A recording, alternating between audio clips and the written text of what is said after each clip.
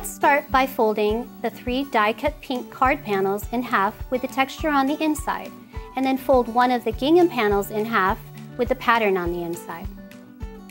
We're going to use adhesive tape to adhere the die-cut card panels to each other, starting with the 2 folded panels, 1 gingham and 1 pink, attaching the outside folded half of one panel to the outside half of another. Continue adding adhesive, gluing, and stacking the panels. Unfold the stack with the gingham panel on the bottom. Before adhering the last folded panels together, we'll adhere the baker's twine along the folded edges. Attach a couple pieces of double-sided tape over the twine to help hold them tight. Adhere the remaining outside folded panels so that the twine is suspended in the circle cut out. The red and white gingham is the backside of the card.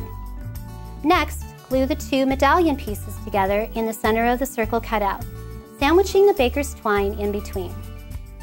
Use collage medium to attach a large snowflake die cut to each side of the medallion. Embellish the center of the snowflakes with a rhinestone. Apply adhesive to the red and white gingham half panel die cut and attach it to the left side of the card front.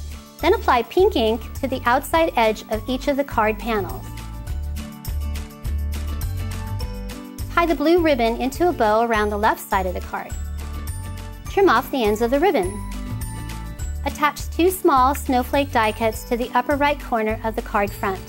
Embellish the center of each snowflake with a rhinestone. Attach the wishes die cut to the gray banner die cut. Adhere the remaining snowflake die cut to the left edge of the banner. Adhere the banner so it's slightly off the bottom right side of the card front, and embellish with a rhinestone.